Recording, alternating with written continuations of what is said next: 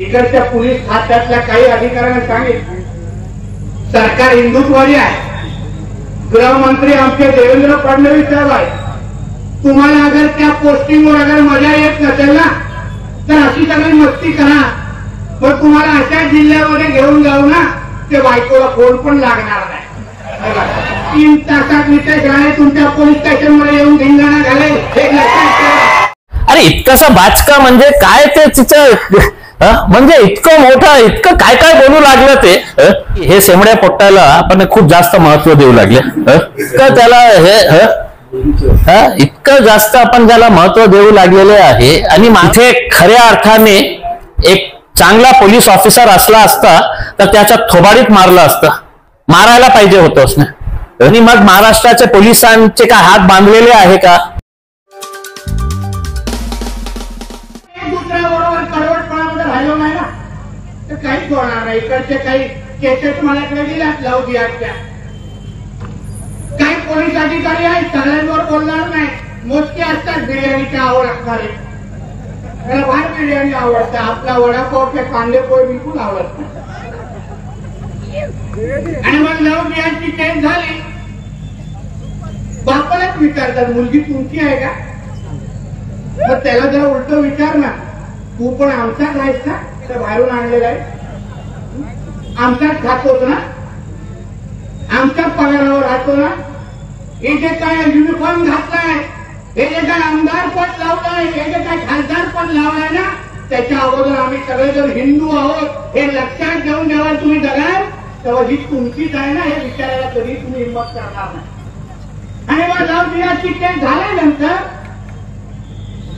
केस घ्यायला तासन-तास लावायची आणि मग सगळं ते काय ह्युमन राईट बीट गेल्यानंतर मग ती काही केस दाखल करायची।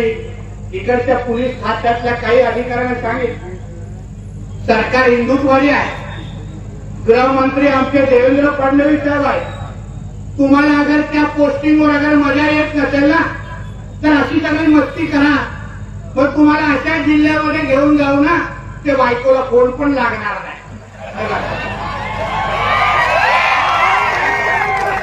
आमच्या हिंदूंवर कोणीही वाकडा नजरेने पाहायचं नाही, लक्षात ठेवा। कुठल्याही माझ्या भगिनीचा केस अगर पुढच्या वेळी अगर पोलीस स्टेशन मध्ये आलं आणि ती पहिल्या अर्ध्या तासामध्ये जर ती केस दाखल झाली नाही ना तर 3 तासात नितेश राणे तुमच्या पोलीस स्टेशन मध्ये येऊन धिंगाणा घालेल हे लक्षात ठेवा, हे लक्षात ठेवा, सोडणार नाही। नितेश राणेंनी सांगलीच्या सभेमध्ये पोलिसांना 2 धमक्या दिल्या आहेत, म्हणजे असं काही वागात हिंदूजन आक्रोश मोर्चाने तर तुम्हाला बायकोला फोन लागेल तिथपर्यंत पाठवू, आणि हे सरकार जे आहे ते म्हणजे हिंदूंचं आहे, जर अशा पद्धतीने मस्ती करू नका, हिंदूंच्या मुलींच्या डोळ्यात अश्रू आले तर त्यापेक्षा दुप्पट अश्रू तुमच्या डोळ्यात येईल। काय हे की हे सेमड्या पोट्टाला आपण खूप जास्त महत्व देऊ लागले, हे म्हणजे इतकं त्याला हे इतकं जास्त आपण त्याला महत्व देऊ लागलेले आहे। आणि महाराष्ट्रामध्ये ऑलरेडी एक भारतीय जनता पार्टी आणि एकनाथ शिंदे साहेबांची सेना आल्यानंतर ज्या प्रकारचे कम्युनल डिवाइड या राज्यामध्ये आपल्याला बघायला मिळत आहे, तर असाच हे यासारख्या लोकांमुळे तिथे खऱ्या अर्थाने एक चांगला पोलीस ऑफिसर असला असता तर त्याच्या थोबाडीत मारलं असतं, मारायला पाहिजे होतं उसने। की तुम्ही अशा प्रकारच्या द्वेष निर्माण करण्याचं काम करत आहे आणि मग महाराष्ट्राच्या पोलिसांचे काय हात बांधलेले आहे का?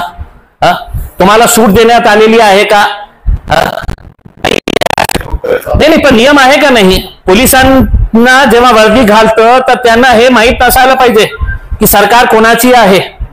तुम्ही तुमच्या पोलिसांची खाक दाखवा ना। एकदा इथे झालं होतं ना, एका आमदाराला कशा ठोकले होते,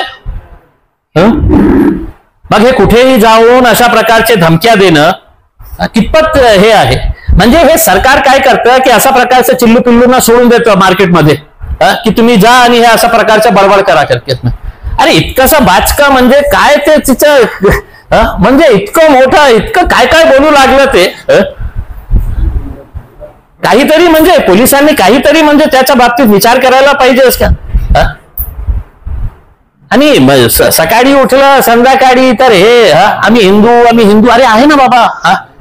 म्हणजे काय तुझ्या बोलण्याचा अर्थ काय आहे की बाकी लोक नाही आहे का?